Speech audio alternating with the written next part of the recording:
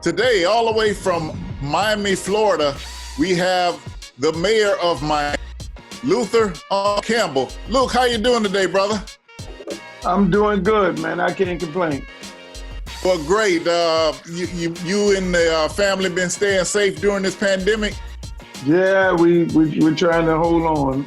Everybody is going crazy. I know I'm going crazy because normally this time of year I'm on the road traveling, so I'm pretty sure my wife is going crazy. She ain't used to having me around the house, and my son is getting worked out too much in sports and everything else. So, but everything is all good. Everybody's safe. Luke, I want to start by going back just a little.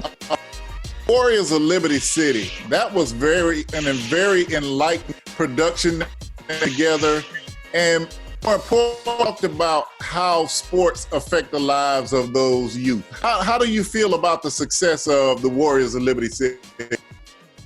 I feel great about it. The Hollywood Reporter just this week, named it the top and it put it in the top 10, sports docu-series that was out last year. So I feel good about it. I feel good about the entire project, working with LeBron James and Shade, his company called Shade, and those guys. And, I think we put together a great piece, showing how serious football is in the African-American community of Miami, being the mecca of football. And we also showed that, dads are really a part of their kids' life, whether they're incarcerated or are at home, because you see so many stories when they're talking about, African-American football players and sports figures, they leave out the dad. They find these stories only about, the single parent mother and the dad not being in the kid life. And, those are the stories that you normally hear. So, one thing I wanted to show on this docuseries, how many dads that are volunteering on the program as well at the park, and how many dads are actually in their kids' life, whether they're here or whether they're incarcerated. Yeah, watched the entire series and was very, very proud of you and proud of that it was portrayed, because it did dispel the rumor that the Black fathers aren't there, and they were very involved in those kids. Just staying on Liberty quick, name some of the kids that wouldn't have an opportunity to play football, may not have had a chance to go to college, and definitely may not have had an opportunity to go to professional sports, that have come through the Liberty City program? Well, it's tons. I mean, we probably, out of all the Optimist programs in the country, we probably have more kids that made it to the NFL than any other program in the country, won national championships than any other program in the country. And some of the top kids that came out of the program, Devontae Friedman, his little story. Kid growing up in the Pork and Bean projects, probably 4 or 5 brothers and sisters, single parent mama situation, tough area. One of them wasn't the most athletic on the team, but he had the drive. Chad Johnson, he lived with his grandmother right across the street from the park. We gave him, the park gave him an opportunity to better himself. You had Levante Davis, the middle linebacker from the Tampa Bay Buccaneers. Levante, his dad volunteered his time at the park every day, and mom was out there every day as well. The list goes on. Willis McGahee, you got Darryl Sharpton Jr., his mom and dad was founders, of the program, actually board founders of the program along with myself. So we have tons of kids. Duke Johnson, the all-time leading rusher at the University of Miami. He played all of his years at Liberty City Optimist. His mother, and dad was out there every day, growing up into at the park. So we have tons of kids that came through the program that made it to the NFL. And every time I get on a program like this and I forget names, I always get calls from other kids. Coach, I came through the program too. We love them all. That's the whole that's the whole thing about our program is we extend the program out to the high schools to make sure that our kids, reach the potential and the goals that they want to reach. Well, Coach, I know over the years you have been sending kids to HBCUs, HBCUs. You've sent kids who are athletic off to college and through college. How special are HBCUs and how important are they in this day? Oh, HBCUs are very, very special when it comes to African-American players. I always tell my kids, that I coach at Miami Edison, that, I prefer them to go to HBCUs than Power 5 schools because HBCUs take more care of African-American students as well as players than your traditional white schools. I mean, just keep it 100. I mean, you get the experience. You'll meet your wife at an HBCU. You won't lose your culture at an HBCU.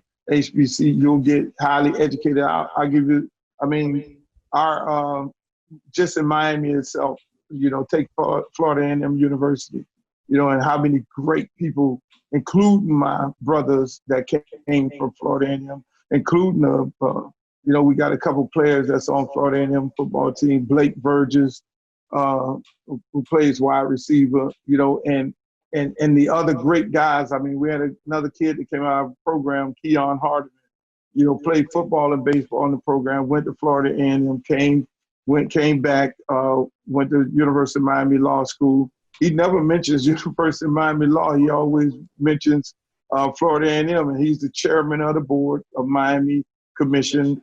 You also have Oliver Gilbert, the mayor of Miami Gardens.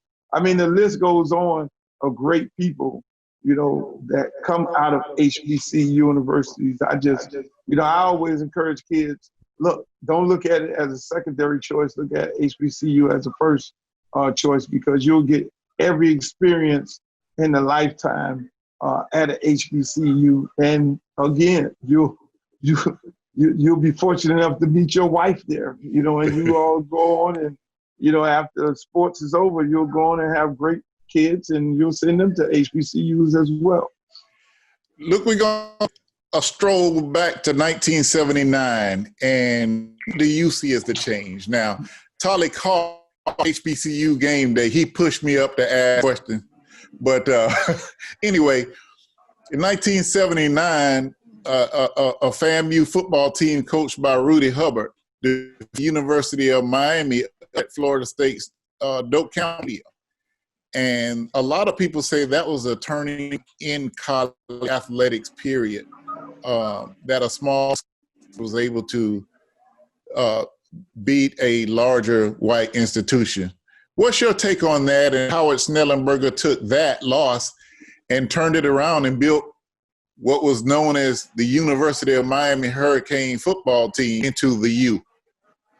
Well, the reason why that was so significant, I remember as a kid, I went to that game. I drove up because my brothers were going to Florida A&M at the time.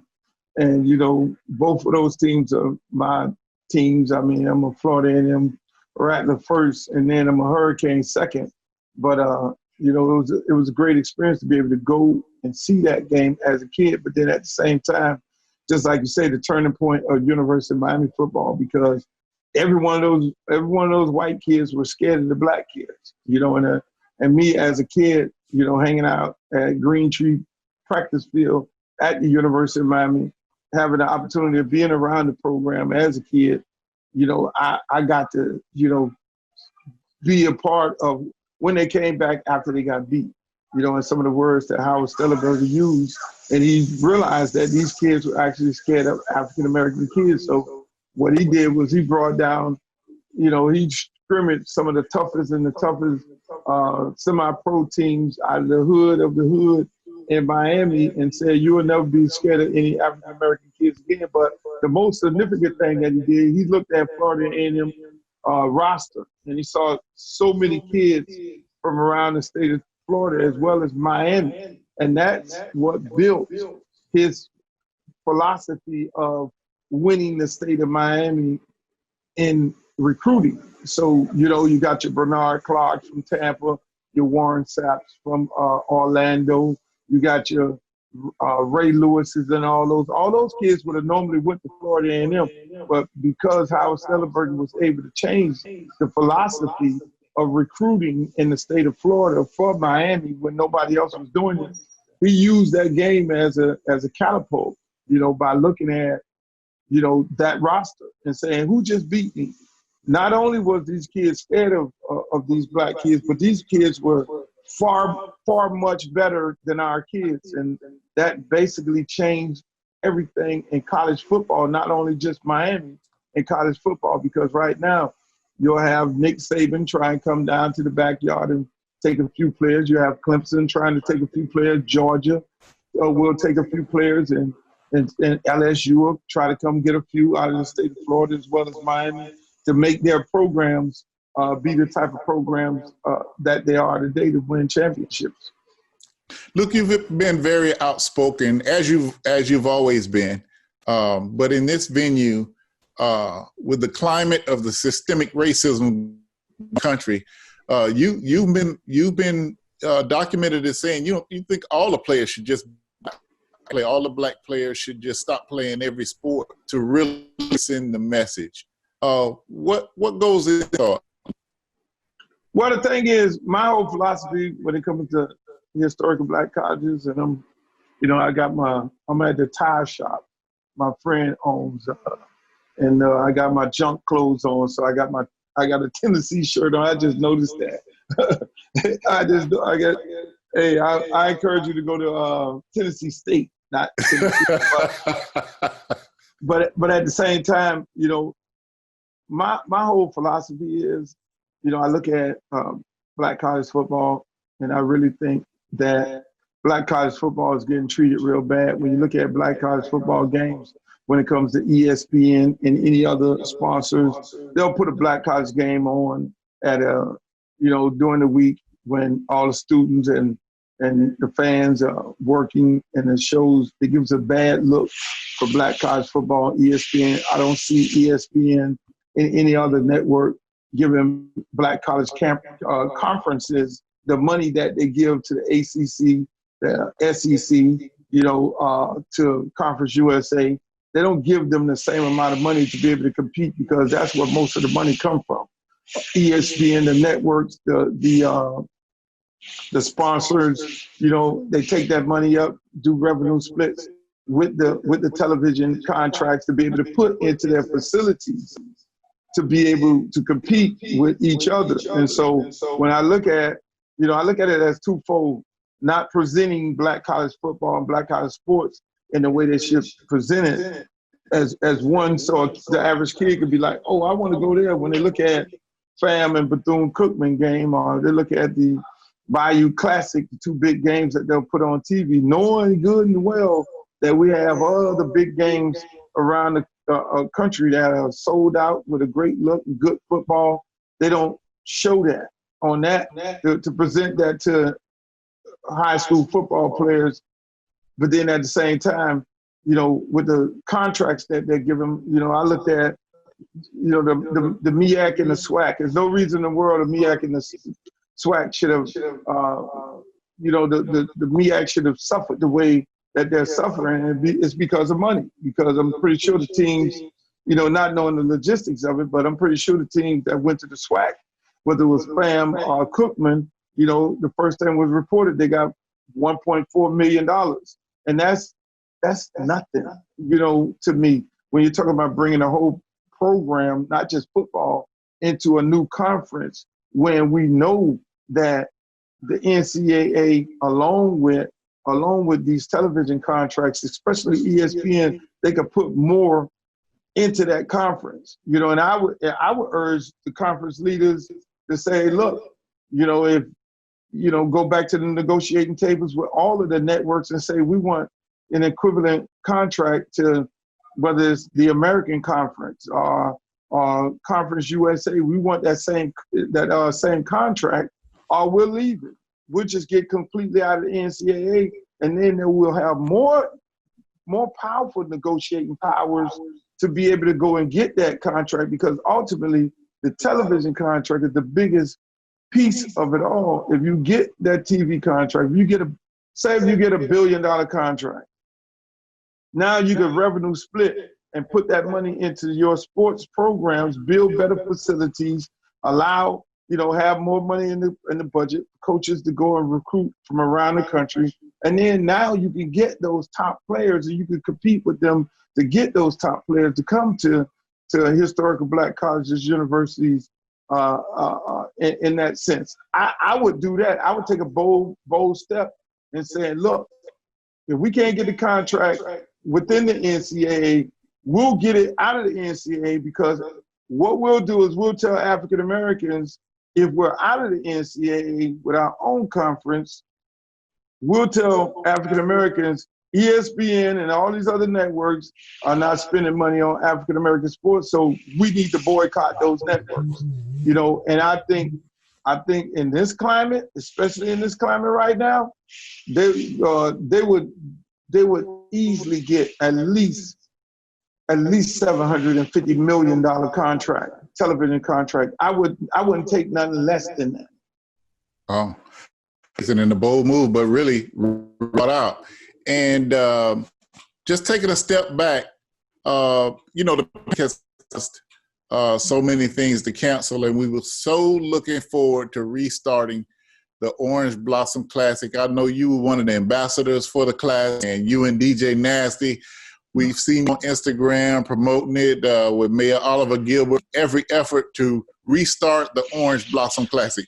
You told me when you first saw the Orange Blossom Classic, can you describe that as a kid, Orange Blossom Classic come to Miami? Oh, man, it was the best thing in the world. It was like Christmas. I mean, we had Christmas twice a year in Miami, to see FAMU band march up and down the street of 62nd, and then it was moved to 7th Avenue at one point, to be able to go to the game, how excited people were. It was like a family reunion, people coming from all over the state. People moved out of town, whether they moved to South Carolina or moved to Georgia, everybody came back to Miami, and it was like a family affair. Even as a kid, you're barbecuing outside, your parents having a good time, and you go to the parade, then you go to the game, just to see the 100 march down the street.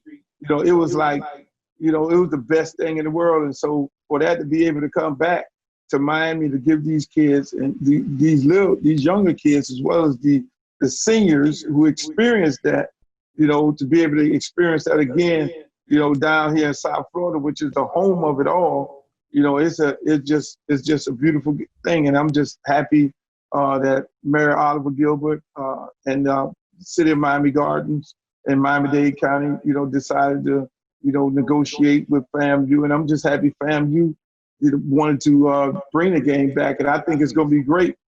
Just being an ambassador, being in the room, help consulting the event organizers, from the beginning of it all. I mean, teams are dying to play here, and just sitting there talking to the young ladies who are running the event. One team drop out, another team. All these teams, whether it's Jackson State, Tennessee State, everybody is dying to play in this game, which is so great for the game, and, you got sponsors wanting to be a part of it, and it's just amazing that is happening. And I'm just excited for it. I think because it didn't happen this year, it's going to make it better, because now you have two great teams. You got Jackson State and FAMU playing in the first Orange Blossom Classic. Now, I've talked to so many people from Jackson, Mississippi, who went to Jackson State, and they all excited. They're getting their tickets right now, booking their stay right now, even though they're going to get beat up on, but it's okay with that too. Well, and speaking of that, just sticking with that subject, that will be FAMU's first game in the SWAC now. That'll be their first official game after moving to the SWAC, will be against Jackson State. So that Orange Blossom Classic is getting bigger and having more meaning. as we move along. It just you touched on it, but just your immediate thoughts about FAMU and Bethune moving to the SWAC. I mean, it's a great thing. I mean, when you look at it, you know, it's a great move for them to move to the SWAC. Obviously, you know, the SWAC has some tough teams. You know, SWAC has some. It's a very competitive conference. You know, with Alabama State and all those different teams that are in that conference. It's a very, very tough conference, and it's going to make it's going to be the great part about it. It's going to be classic games every week, week in and week out. You know, the best of the best in black college football are going to be playing, and that's why it makes it so much more attractive for the people who run the SWAC to be able to go in and negotiate a better contract. Because if you get a better contract and they spend more money on within this conference, it can make this conference really, really competitive to, you know, to top D1 schools in the country. And it'll give kids an opportunity to make a hard decision, you know, as to come into, historical black college game, because every game is going to be big. You know, every stadium holds 40 to 50,000 people, and all those games are going to be major. You know, I'm excited. I'm really excited. All right, look, before we get into your 5 quick questions, ask you 5 quick game show style right at the end, but how are those Red Raiders going to be? Oh, we're going to be real good. We're going to be real good. I mean, you know, I always tell people it takes, you know, football, college football and high school football, it takes a good 3 years to build a program. And this would be my 3rd year at Miami Edison as the head coach. You know, my first high school head coaching job.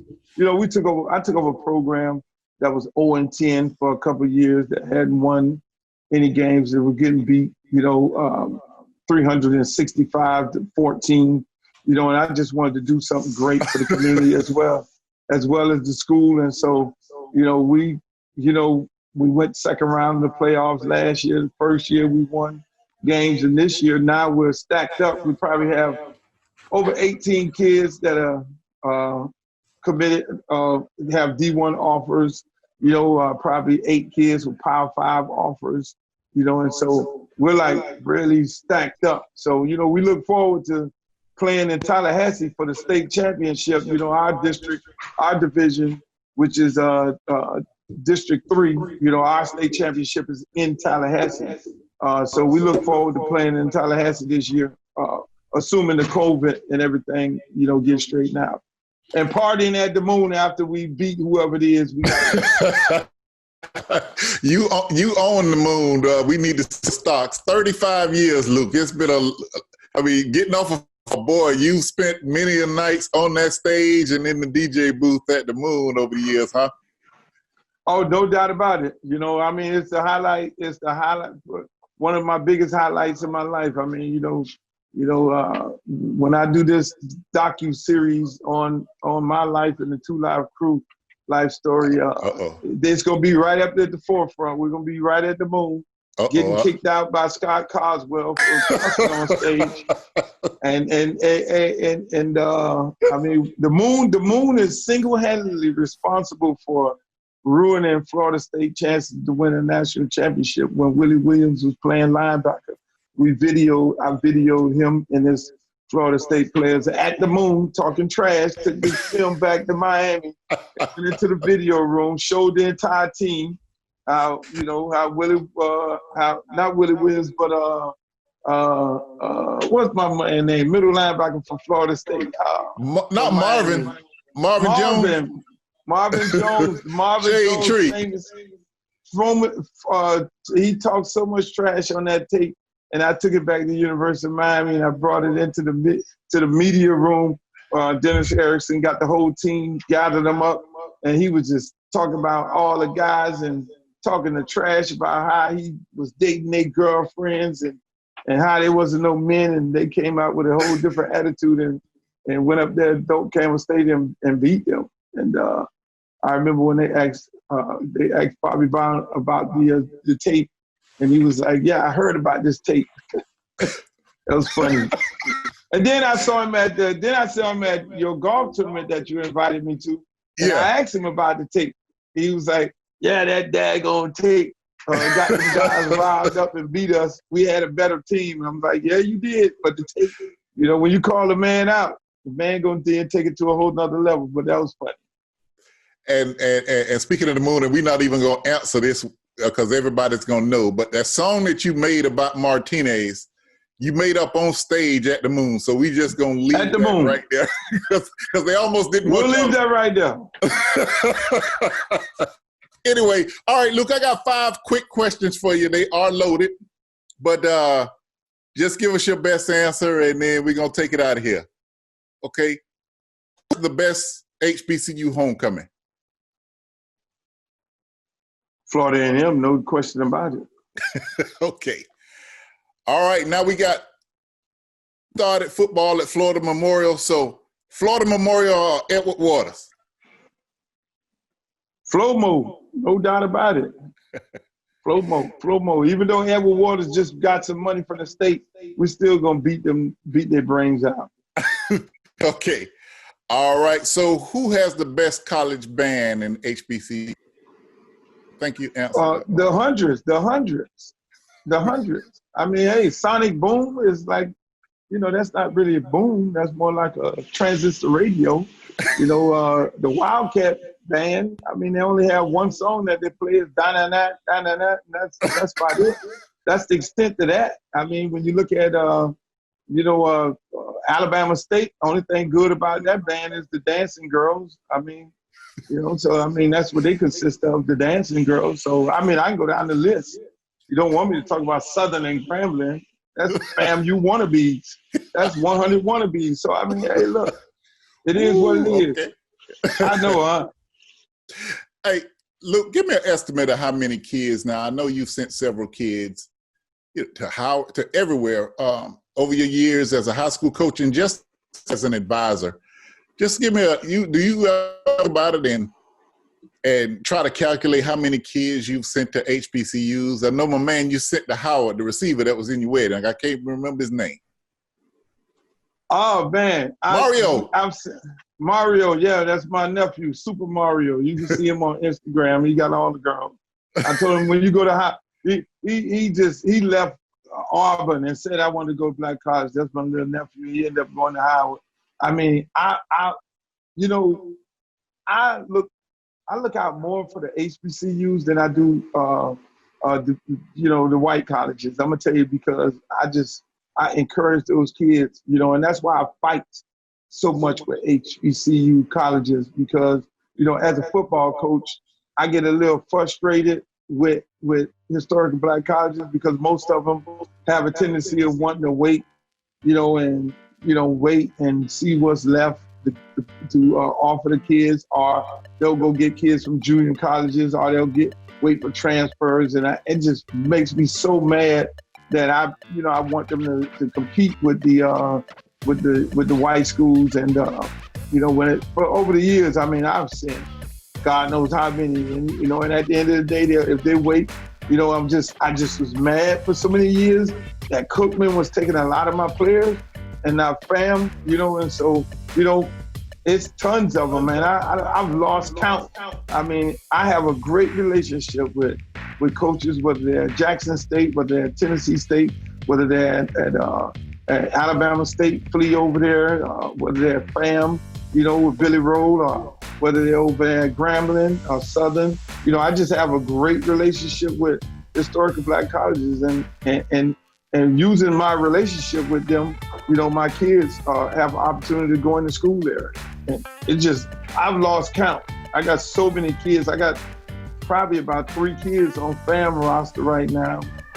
A few kids on Cookman, and just all over the place. Well, all right. So we are going to wrap up with Uncle Luke. It's been great to having you on our Conversations HBCU Game Day. Tell Kristen and Blake I said hello.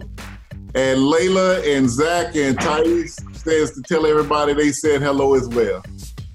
Hey, man, I appreciate it. I appreciate you having me. I mean, when people come down here, I mean, the studio I'm at right now is Family Tire.